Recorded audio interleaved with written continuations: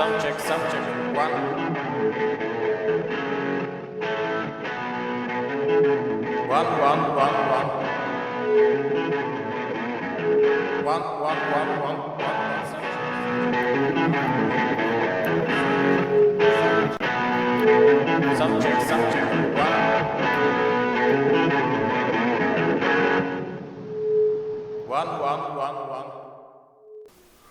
Welcome classic rock fans to another one of my classic gig reviews, and today once more I'm talking about Jethro Tull.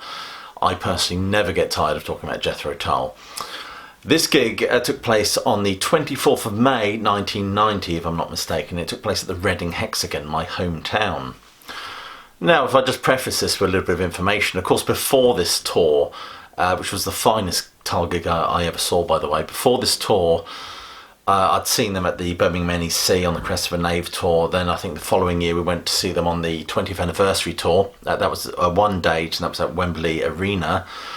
What a great show that was. Ian Anderson pushed on stage. He came on stage in a wheelchair, and he was just unceremoniously just dumped onto the stage, where he got up and launched straight into Cross-Eyed Mary. But that was a great show. But this one, and then of course we saw the Rock Island tour. We saw a couple of dates at the Hammersmith Odeon on the Rock Island tour. But this one, I couldn't believe it when it was announced that Jethro Tull, probably a band at the time I was completely obsessed with, not that I am now of course, were coming to play the Reading Hexagon. The Reading Hexagon is a fairly small venue. It's much smaller than the Hammersmith Odeon, of course.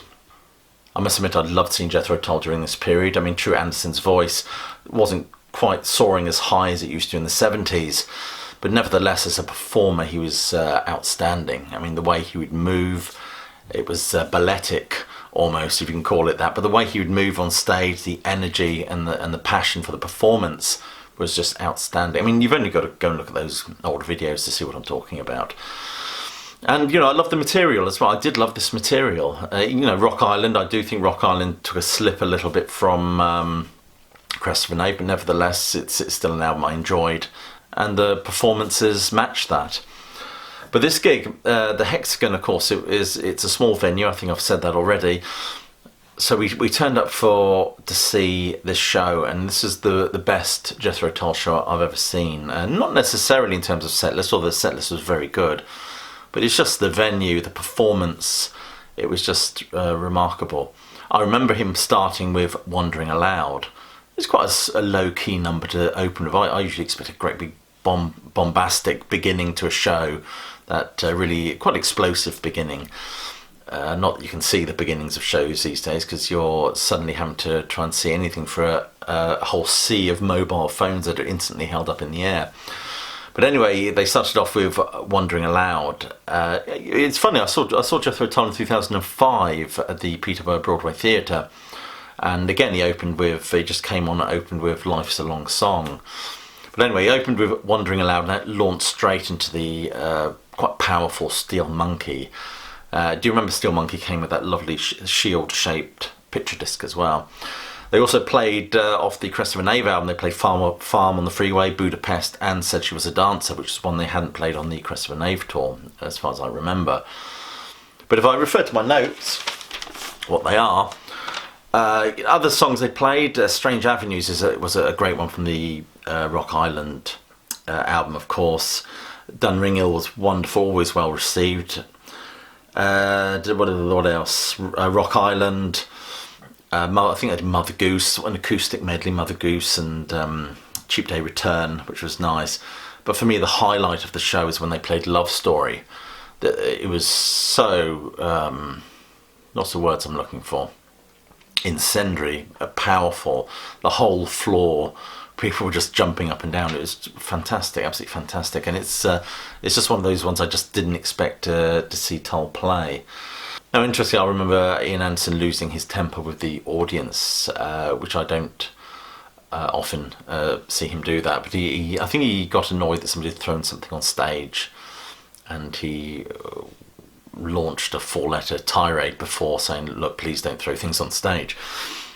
But as I said, the highlight for me was Love Story, and then of course they round things up as they usually do with I think it was Pibroch as an instrumental piece, aqualung locomotive breath. It's the usual ending to a Jethro Tull gig, and the balloons of course come out and everything. It was absolutely great. And as I've said before, these Tull gigs, it was always worth picking up a program. Funnily enough, I don't have my ticket to show you. For some reason, I cannot find my ticket. It must have just gotten lost, unfortunately. But that was the program for that particular gig, for that tour. Let me share some of the pictures with you. You might have this program. Again, always worth buying. Lots of information.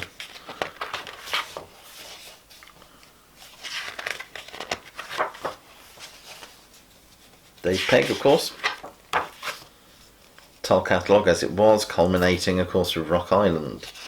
So this tour wasn't actually promoting any album, which seemed to be just another tour on the back of the Rock Island tour. But I'm so glad they did it. Original Masters, do you remember that LP? That was the first Tull record I ever bought.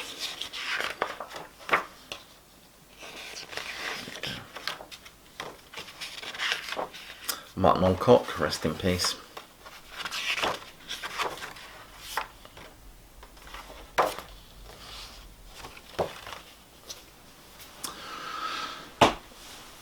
Truly a memory worth treasuring, of course.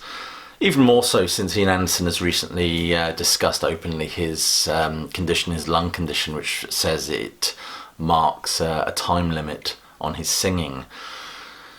But then I suppose we've got to understand that these artists are, of course, getting older. They're, well into their 70s now. They're, the clock certainly is ticking in terms of how long they either can perform or simply won't be around anymore.